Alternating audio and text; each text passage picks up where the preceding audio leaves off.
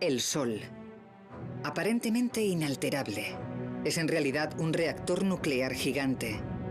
Su superficie está en un estado de cambio constante. Irradia violentas tormentas solares y corrientes de radiación que llegan a la Tierra a toda velocidad.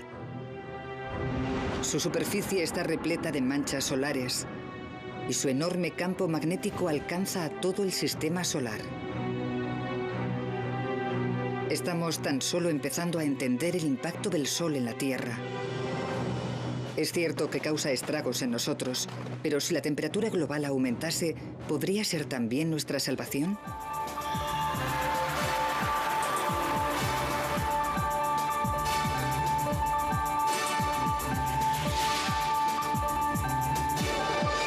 Ciencia al desnudo, la fuerza solar.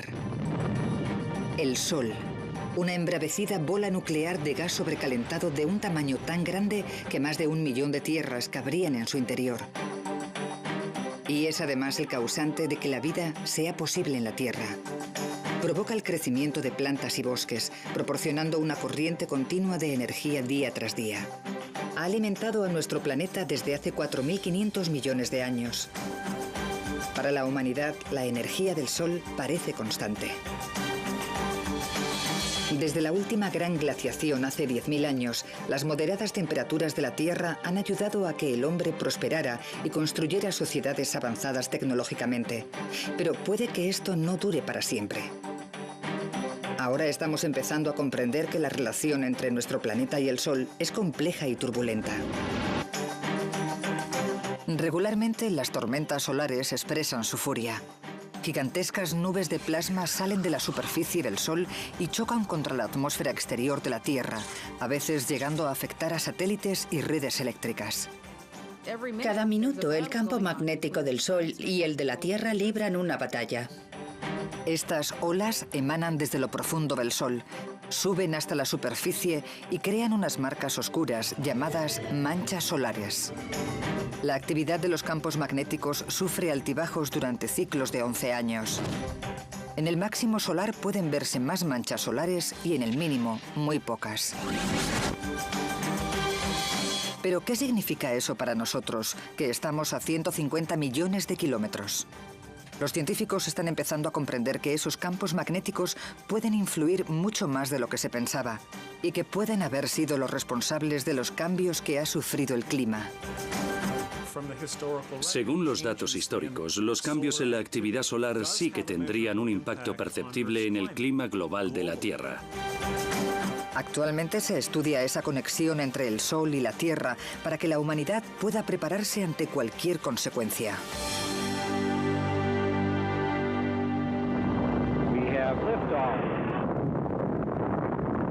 Los observatorios situados en el espacio nos proporcionan una visión única de la actividad solar. En 2006, la NASA lanzó un par de satélites gemelos de último modelo para estudiar de cerca las tormentas y las manchas solares, que son los signos visibles de la actividad magnética que afectan a todo el sistema solar. Los científicos tomaron prestado un truco de las películas de serie B de los 50 para crear una imagen en 3D del Sol. Utilizaron 2 satélites que orbitaban conjuntamente, uno frente al otro, para construir una imagen tridimensional desde la Tierra. Esa imagen proporcionaría nuevos datos de crucial importancia sobre las explosiones masivas del plasma electrificado, llamadas tormentas solares. Millones de toneladas de gas sobrecalentado salen disparadas al espacio y sacuden la atmósfera terrestre, creando espectaculares auroras. Michael Kaiser es uno de los científicos del Observatorio de Relaciones Solar Terrestres Estéreo. Queremos seguir de cerca esas tormentas para poder predecirlas. Son básicamente tormentas eléctricas y pueden afectar a la nave espacial, a las redes de energía terrestres. Los GPS pueden verse alterados. Las tormentas solares están provocadas por líneas de fuerza magnética que rompen la superficie gaseosa del Sol y se parten, arrojando gases calientes y una intensa corriente de partículas cargadas. Es el tipo más potente del llamado viento solar.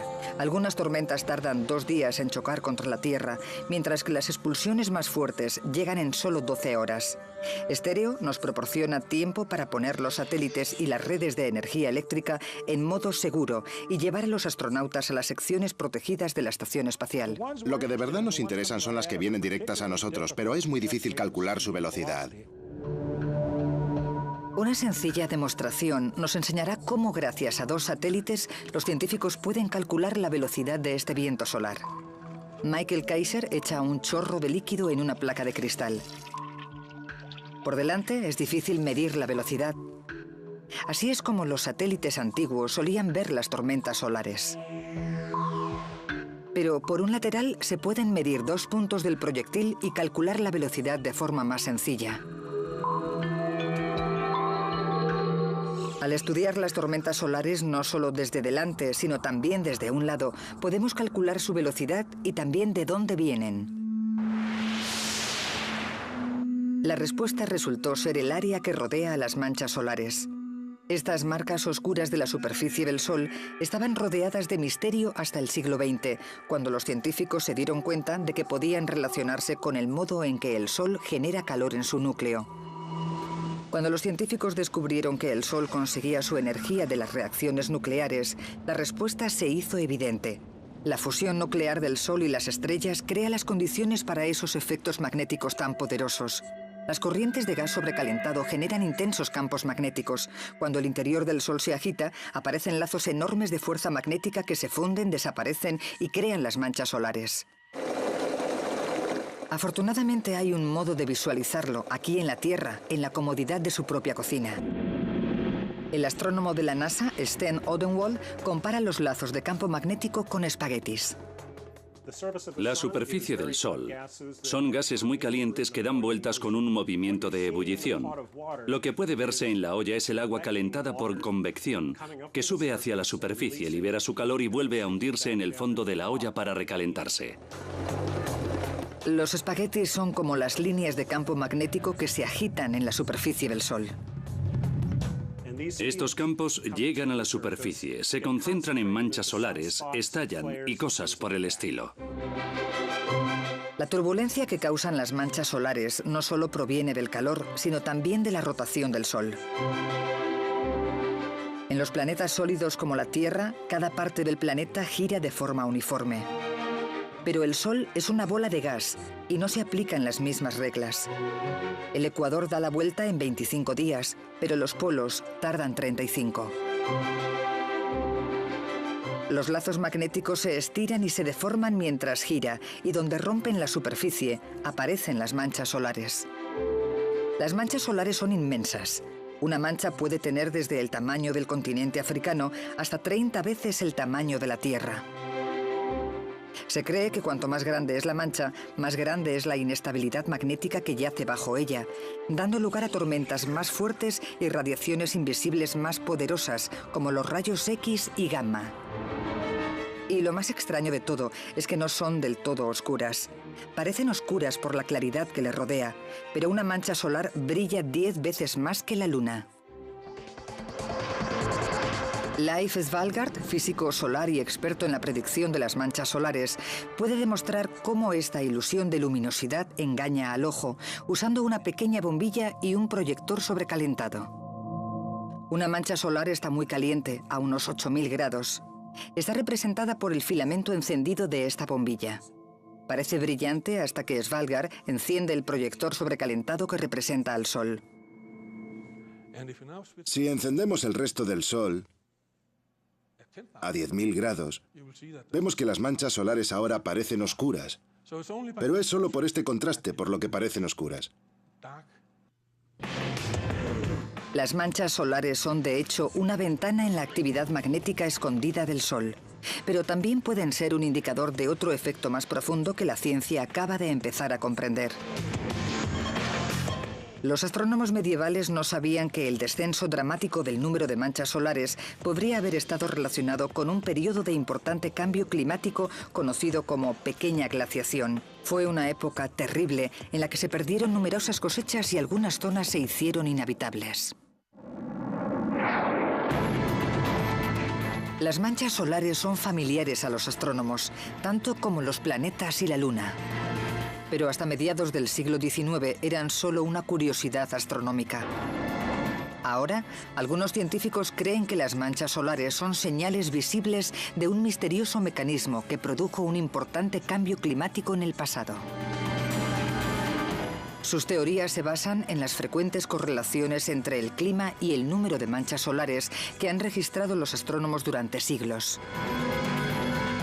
Ahora, los científicos están descubriendo que la variación solar afecta a nuestro clima de modo complejo y sutil. El número de manchas solares de la superficie, el de erupciones, la cantidad de luz ultravioleta, todo tiene un impacto perceptible en el clima terrestre. El primer registro de manchas solares se remonta al 800 a.C. Galileo fue el primer astrónomo que estudió las manchas solares de forma científica, dibujando a las mil maravillas la posición de las manchas en su libreta. Las notas de los astrónomos muestran que entre 1645 y 1714 la cantidad de manchas era muy baja o casi inexistente. Al mismo tiempo, Europa y Norteamérica sufrían un periodo de frío conocido como la Pequeña Glaciación, que duró unos 500 años. Durante esa pequeña glaciación hubo un periodo más corto de frío extremo que duró más de 70 años. Aquel periodo se conoce con el nombre de mínimo de Maunder. Un invierno, durante la pequeña glaciación, se pudo ir caminando desde Manhattan hasta Staten Island por encima del hielo. Y en Londres, el Támesis se heló durante meses enteros. Los londinenses hasta montaron exposiciones sobre el río. El hecho de que parte de aquel periodo de frío extremo coincidiera con el bajo número de manchas solares es algo que ha intrigado a los científicos desde entonces. Judith Lynn es una importante experta en cómo la radiación solar influye en nuestro clima. Existen multitud de pruebas anecdóticas que conectan la variabilidad del Sol con el cambio climático a través de indicadores indirectos de la claridad del Sol y de la temperatura de su superficie. Es un tema sumamente polémico porque, para entenderlo correctamente, se necesitarían datos a largo plazo de los cambios en la claridad del Sol y en el clima terrestre. Los científicos necesitaban más información, pero eso no era fácil. Los datos de Galileo fueron los primeros que nos proporcionaron una idea clara de la actividad que estaba teniendo lugar. Pero ahora los científicos poseen datos de las manchas solares de hace miles de años. Entendieron que la clave no era fijarse en las manchas, sino en el fenómeno astronómico que a primera vista parecía no guardar ninguna relación con ellas, los rayos cósmicos. Los científicos pensaban que los rayos cósmicos se originaban en el universo como enormes estrellas que explotaban. Partículas cargadas que salían volando a una velocidad cercana a la de la luz. El espacio está repleto de rayos cósmicos. Estos rayos están continuamente bombardeando la Tierra y desde aquí podemos medir la intensidad de esos bombardeos a lo largo del tiempo. Cuando los rayos cósmicos chocan con las moléculas de la atmósfera, producen isótopos como el carbono 14 de los anillos de los árboles o el berilio 10 en el hielo. Miles de años después, los científicos pueden sacar a la luz los datos escondidos de los bombardeos midiendo los niveles de estos isótopos. Podemos usar el carbono 14 para rastrear el ciclo de actividad solar de miles de años atrás. Es algo impresionante. El campo magnético del Sol en el espacio afecta a los niveles de carbono 14 y de berilio 10. El campo magnético del Sol es inmenso. Normalmente se prolonga hasta 13.000 millones de kilómetros en el espacio, pero cuando el Sol está más activo magnéticamente puede llegar a 16.000 millones de kilómetros. Como los rayos cósmicos son partículas cargadas, los campos magnéticos las desvían. Cuanto más activo magnéticamente está el Sol, más rayos cósmicos desvía, dejando menos indicadores en árboles y bloques de hielo. En la Tierra, el magnetismo se ha utilizado durante mucho tiempo para desviar partículas cargadas. Es lo que hacen los tubos de rayos catódicos en los televisores para crear la imagen. Oxfordshire, Inglaterra. En el laboratorio Rutherford Appleton de física avanzada, el profesor británico Mike Lockwood demostrará cómo los campos magnéticos desvían los rayos cósmicos. Un simple rayo de electrones creado en un laboratorio se comporta de la misma manera que los rayos cósmicos al dar con el campo magnético del Sol. Esta caja de cristal contiene un rayo verde de electrones similar a los rayos cósmicos. Lockwood imitará el campo magnético del Sol con dos espirales de metal. Cuando la corriente eléctrica pasa a través del rollo, se genera un campo magnético. Si subo la corriente, el campo magnético de la bombilla aumenta y el rayo empieza a desviarse. Cuanto más aumente la corriente, el campo magnético será mayor y por lo tanto también la desviación. Como en el experimento, cuando aparece el máximo solar cada 11 años, el Sol desvía más rayos cósmicos lejos de la Tierra. Por lo tanto, el número de manchas solares parece estar directamente relacionado con la cantidad de rayos cósmicos desviados. Todo esto está relacionado con lo que aconteció durante el mínimo de Maunder. El carbono 14 de los árboles revelaba que el flujo de rayos cósmicos aumentó durante aquel periodo, lo que sugiere que el campo magnético del Sol era menos activo y las manchas casi desaparecieron de su superficie. Durante el mínimo de Maunder hubieron menos manchas y un flujo mayor de rayos cósmicos. Y podemos encontrar más ejemplos como estos, incluso en periodos más recientes, donde la actividad solar ha sido muy alta y, como resultado, los rayos cósmicos menores. Cada 100.000 años, más o menos, la Tierra sufre una glaciación importante debido al cambio de la forma de su órbita alrededor del Sol. Nuestra órbita no es un círculo perfecto y fluctúa con el tiempo, acercando o alejando a la Tierra del Sol.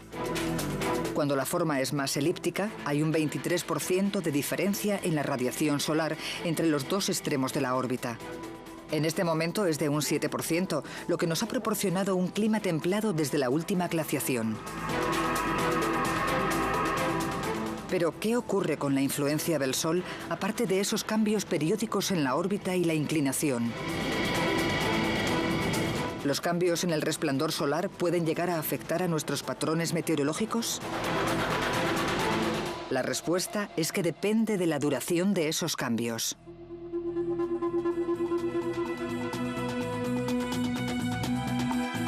Las manchas solares varían a lo largo de los 11 años de ciclo. Pero eso no es tiempo suficiente para que las pequeñas diferencias en la producción de energía provoquen algún cambio. Nuestro planeta no puede calentarse y enfriarse tan rápidamente.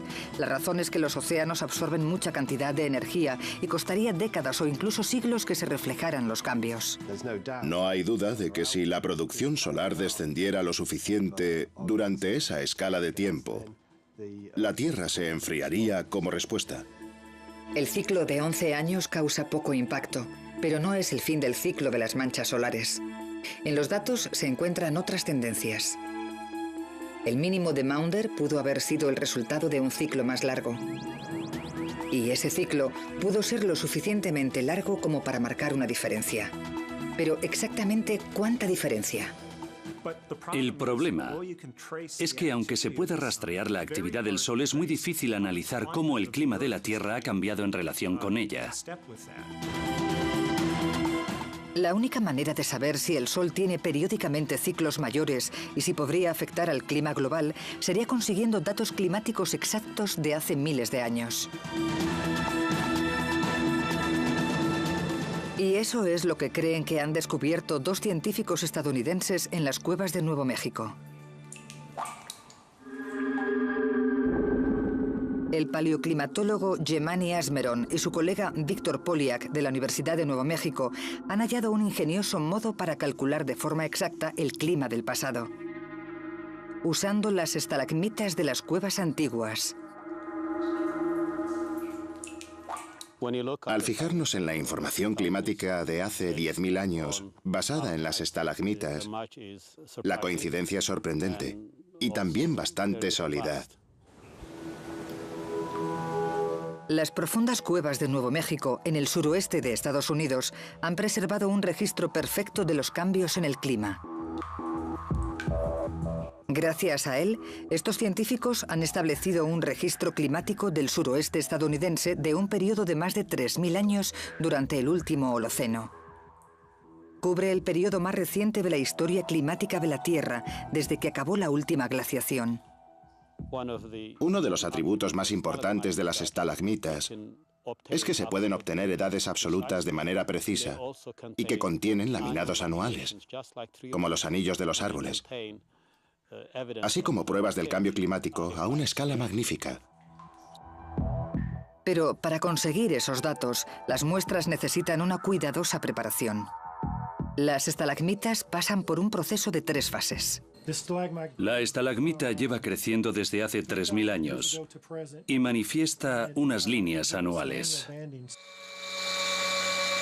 En primer lugar, se extrae una muestra de polvo con un taladro. Con este polvo se puede establecer la época exacta de esta capa en concreto. Después, Poliak mezcla la muestra con sustancias químicas y así la separa en uranio e isótopos de torio. Por último, meten los elementos en un espectrómetro de masas. Este proceso mide la cantidad de uranio que se ha descompuesto a lo largo del tiempo y los isótopos de torio que se han producido. Con estos datos, los científicos pueden calcular exactamente la edad de la muestra. Además, gracias a su composición química y mineral, pueden calcular lo seco que era el clima en ese año concreto. Increíblemente, los periodos de sequía que mostraban estos datos casaban exactamente con la actividad solar, igual que los datos del carbono 14. Las estalagmitas proporcionan datos precisos que se remontan a cientos de años atrás. Estos métodos científicos pueden explicar la misteriosa desaparición de una antigua civilización de nativos americanos a 530 kilómetros de las cavernas de Cañón Chaco. Sus habitantes se establecieron aquí, en el noroeste de Nuevo México, en el 850 a.C. El complejo Chaco está considerado como uno de los centros regionales de los americanos ancestrales. Y en aquella época fue un centro de actividad muy complejo, comparable con otras comunidades del mundo. Y entonces, 400 años más tarde, los expertos creen que el clima se secó drásticamente. Los nativos americanos tuvieron que abandonar el cañón para siempre. Desgraciadamente, a pesar de su sofisticación, no tenían la capacidad adaptativa necesaria para sobrevivir a tal cambio climático. Las estalagmitas registraron estos cambios con una precisión increíble y revelaron que alrededor del año 1250 sí que se produjo una importante sequía. ¿Pero fue el Sol el que forzó ese cambio climático? ¿Produjo simplemente más calor del normal durante aquel periodo seco? La relación estadística entre el clima y el número de manchas solares no nos dice cómo la actividad del Sol puede cambiar el tiempo. ¿Qué pruebas hay de que cuando el Sol está más activo magnéticamente, produce más calor como lo sentimos en la Tierra? Para resolver este misterio, los científicos han intentado averiguar cómo el Sol genera su aparentemente infinita corriente de luz y calor. La energía del Sol la generan inmensas presiones del núcleo. Sorprendentemente, la energía que sentimos diariamente no se genera 8 minutos y medio antes, que es el tiempo que tarda la luz en llegar a la Tierra, sino que se produjo en el núcleo del Sol hace 250 000 años. Solo notaríamos el cambio en la producción de energía solar dentro de unos cuantos siglos. Los fotones de luz rebotan durante miles de años en el interior del Sol, intercambiando calor y energía antes de escaparse y viajar hacia la Tierra. ¿Es un misterio? ¿Cómo vamos a calcular la producción de energía solar si la energía que recibimos es tan antigua? El físico de origen austriaco, Wolfgang Pauli, tenía la teoría de que el Sol también expulsaba miles de millones de partículas neutras de su núcleo que chocaban contra la Tierra de forma ininterrumpida, pero invisible para los instrumentos científicos. Pauli pensaba que apenas tenían masa y que eran capaces de atravesar cualquier objeto, incluida la Tierra.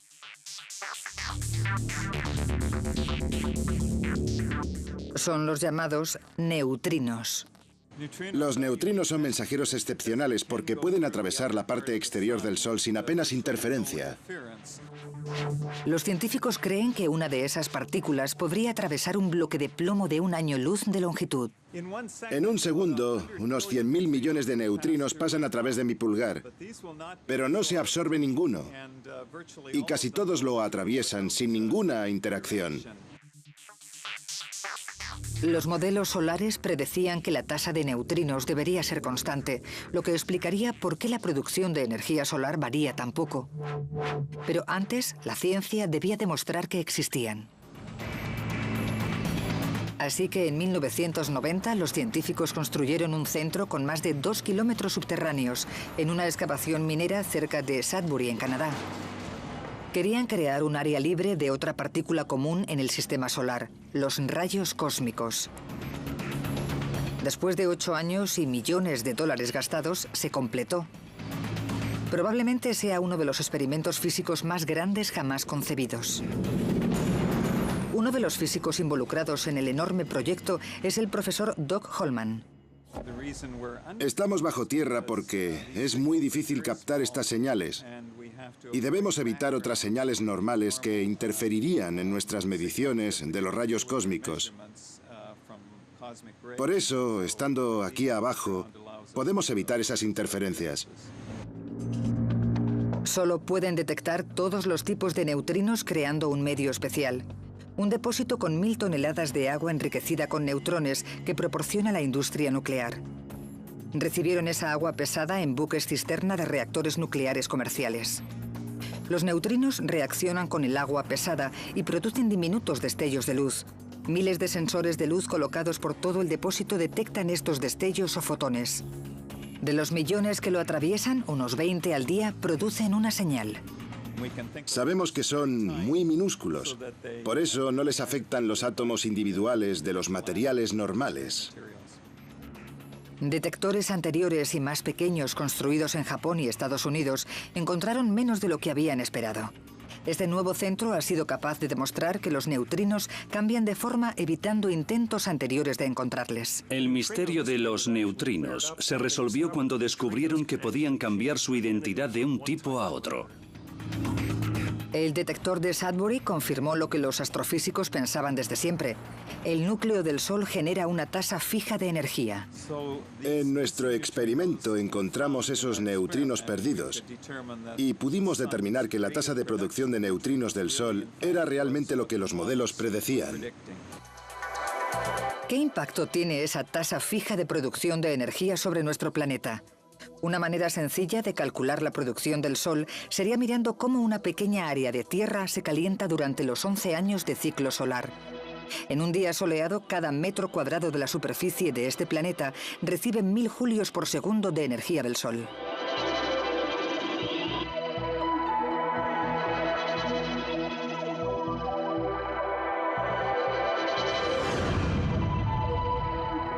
Un modo sencillo de demostrar este cambio en la potencia sería con este calentador eléctrico, que produce una cantidad equivalente de potencia a la que produce el Sol por metro cuadrado. La física solar Joanna Haigh nos demostrará lo pequeña que es la diferencia en la potencia solar. Podemos ver la intensidad que llega desde el Sol, pero durante los 11 años del ciclo solar, esta intensidad varía solo un 10%. Podemos ver lo que significa mirando la radiación que sale de esta pequeña linterna de aquí.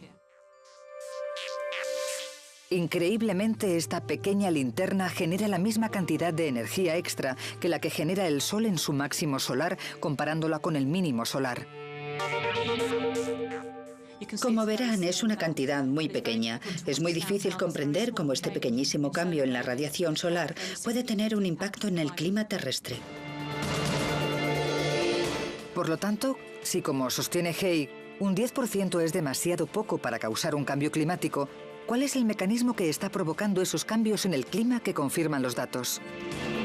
Haigh tiene una teoría. Puede que no sea la luminosidad del Sol la que provoque el cambio. Puede que sea otro aspecto de la energía solar, uno que no podemos ver. Quizás algo que aumenta la radiación ultravioleta, provocando cambios importantes en el clima.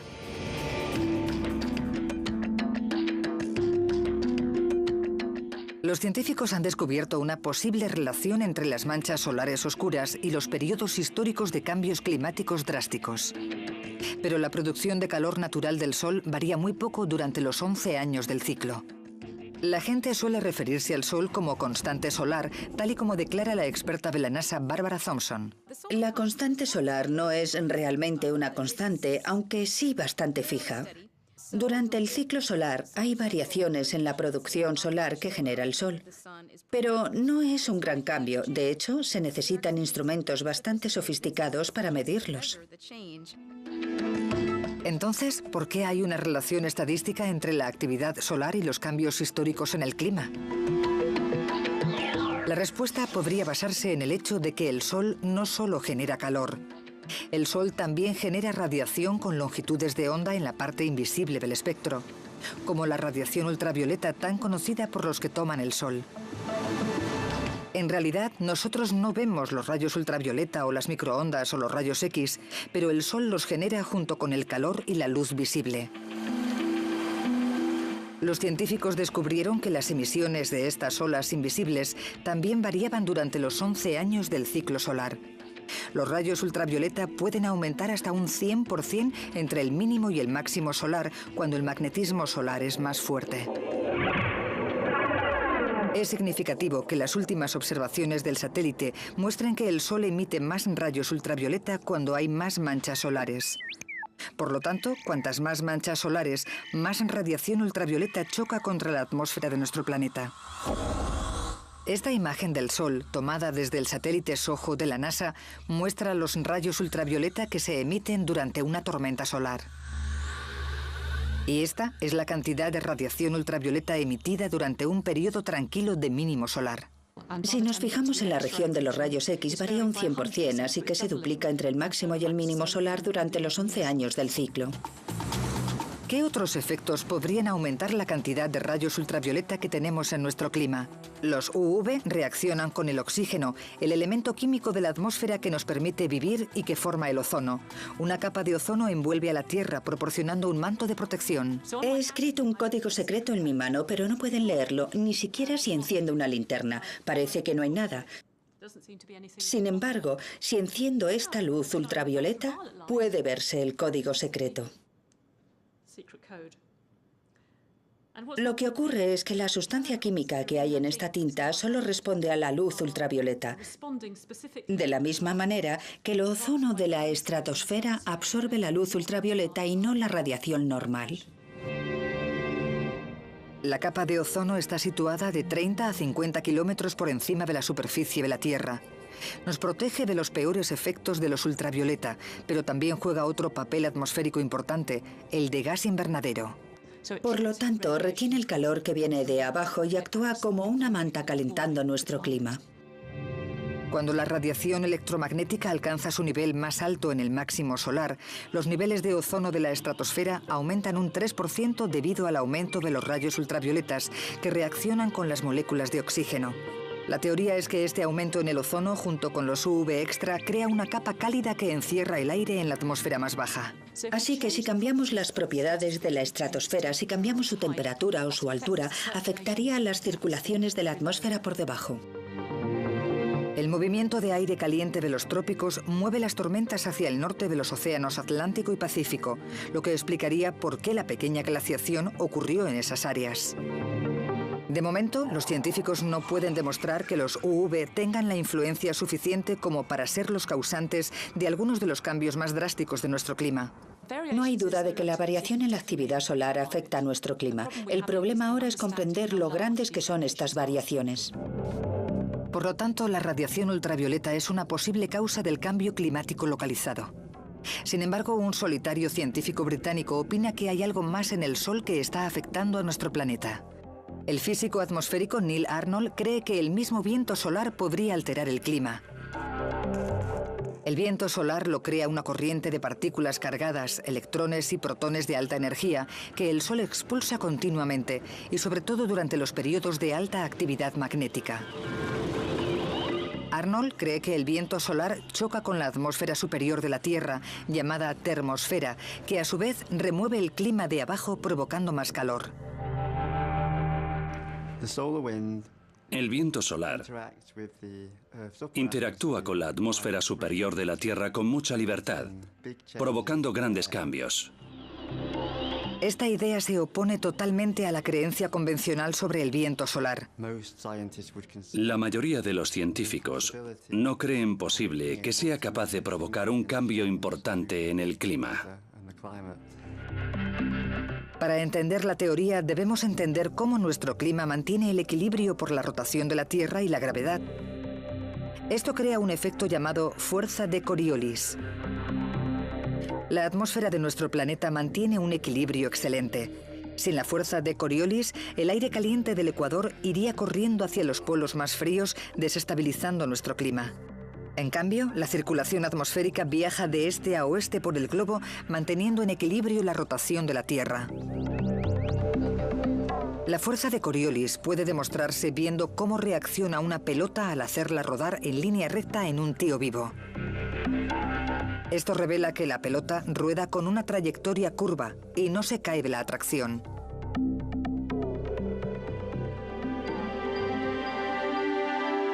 Por tanto, la fuerza de Coriolis impide que la atmósfera se dirija a los polos más fríos, llevando al sistema de este a oeste.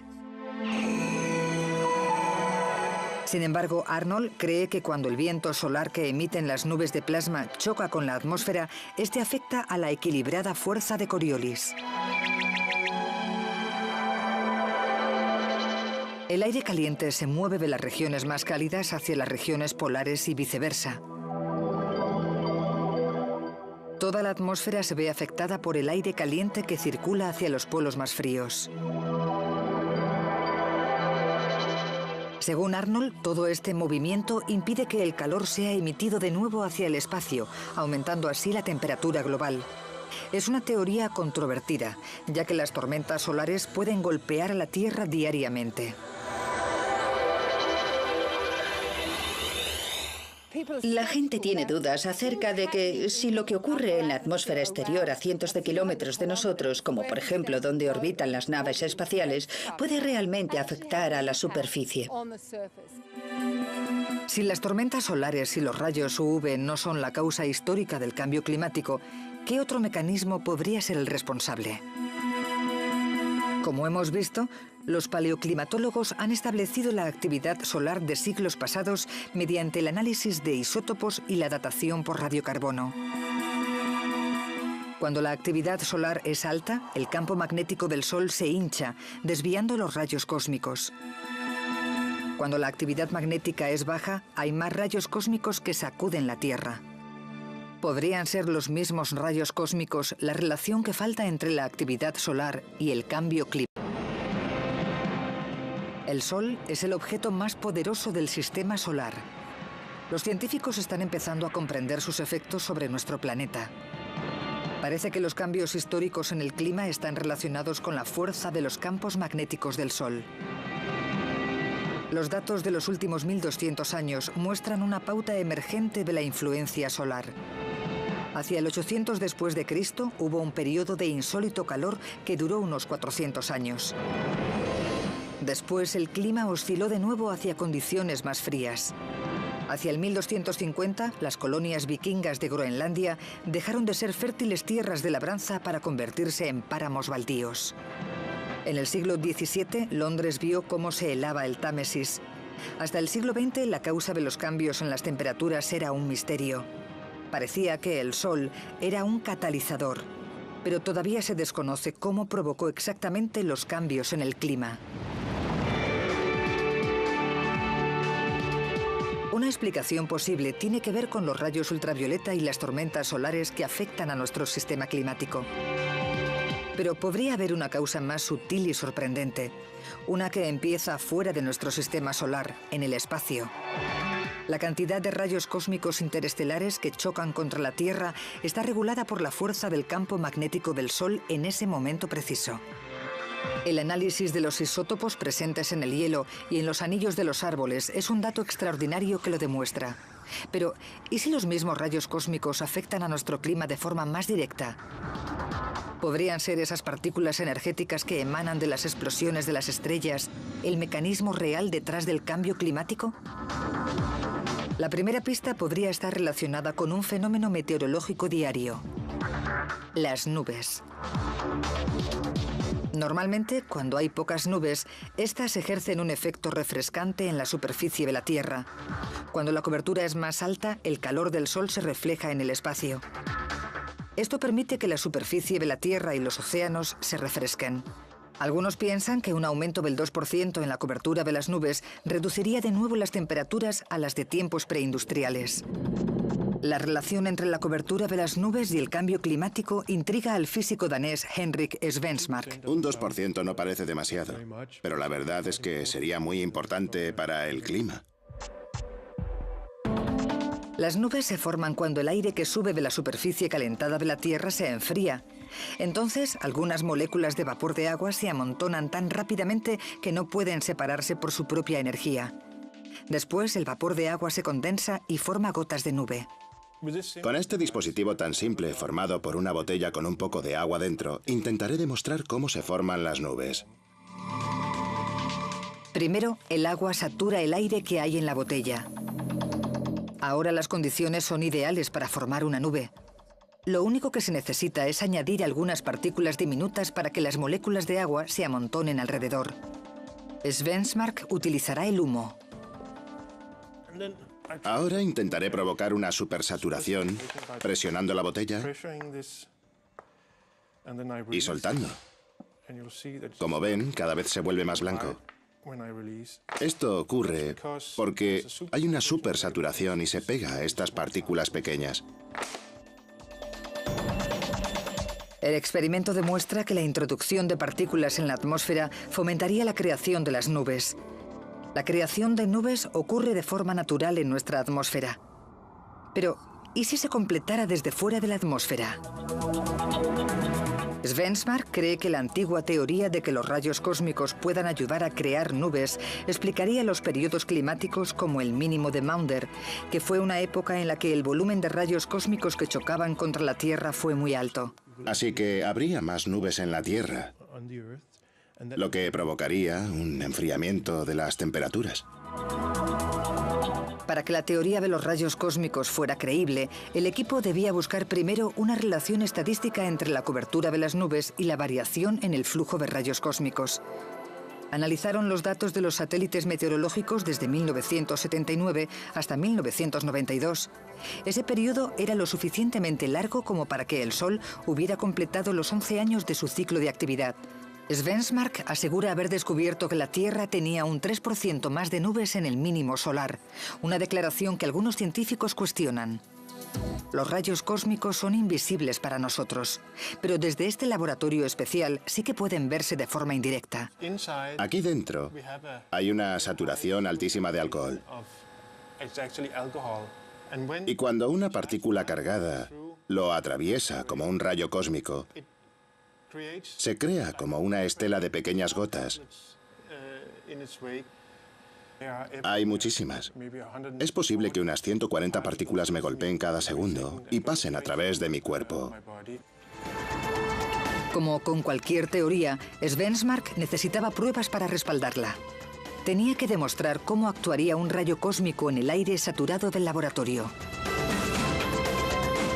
En 2005, su equipo de científicos daneses diseñó un experimento para ver si los rayos cósmicos podían ayudar a crear nubes.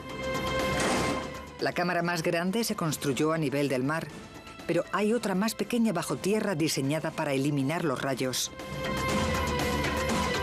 Lo que hacen es inyectar aire y rastrear los gases del depósito como el dióxido de sulfuro para emular el aire de encima del océano. Para imitar al Sol, utilizan una lámpara de rayos UV colocada en un extremo. El último elemento no necesita ninguna ayuda. Los rayos cósmicos atraviesan la cubierta de acero sin problemas. Como los rayos cósmicos quitan los electrones del aire artificial, se forman grupos de moléculas alrededor de estas pequeñas partículas cargadas. Este núcleo de condensación de la nube se registra en un contador especial. Puede que los daneses hayan demostrado la primera fase de la formación de los núcleos de condensación de las nubes. Pero necesitan demostrar que las partículas pueden crecer más antes de formar las gotas de agua. Y eso requiere más investigación y en condiciones más controladas. Esa investigación está planeada para el 2010 y tendrá lugar en el CERN, en Suiza, donde se encuentra bajo tierra el acelerador de partículas más grande del mundo. Se lanzará en el aire saturado una corriente de partículas aceleradas que simulará los rayos cósmicos. Solo entonces descubriremos si las pequeñas partículas de los daneses pueden aumentar de tamaño cuando empiezan a formarse las nubes. Será un experimento muy interesante porque no sabemos casi nada de este tema y podría confirmar la teoría de que pueden crecer lo suficiente para ayudar a la formación de las nubes. Los científicos están empezando a descubrir la extensión de la influencia del Sol sobre nuestros modelos climatológicos. Hace 30 años, muy pocos pensaban que la variación solar pudiera influir en nuestro clima. Pero un pequeño grupo de científicos creyeron que sí lo hacía. Si los ciclos solares afectan realmente a nuestro clima, la actividad del Sol será crucial para la Tierra durante el próximo siglo. Estamos empezando a comprender que hay una relación sutil entre el viento solar y ciertos aspectos de nuestra atmósfera. Los gases invernadero producidos por el hombre están calentando el planeta. Pero ¿serán importantes también en un futuro los cambios en la actividad magnética del Sol? Si se acabaran, el calentamiento global podría ser más lento de lo esperado, evitando la hambruna y las inundaciones en algunas partes del mundo. A pesar de esta posibilidad, muchos piensan que las emisiones de carbono deben reducirse. Debemos seguir reduciéndolas, porque cuando el Sol acabe su periodo de baja actividad, estaremos en el mismo sitio que empezamos de verdad. Sabemos que tenemos el poder para cambiar el clima de nuestro planeta, pero debemos usarlo de forma responsable, aunque nuestro poder no es el único que interviene. Hace millones de años que el Sol sufre variaciones y los cambios en su energía afectarán al clima de la Tierra porque esa energía es la fuerza impulsora de nuestro clima. El Sol ha influido siempre en el clima de la Tierra según nuestras mediciones. Es posible que cuando está menos activo magnéticamente, más frío se vuelve nuestro planeta. No comprendemos perfectamente cómo ocurre, si son los rayos ultravioleta, el viento solar o los rayos cósmicos, pero de lo que sí estamos seguros es de que nuestro bienestar y el bienestar del planeta Tierra dependen del Sol de un modo que solo ahora empezamos a comprender.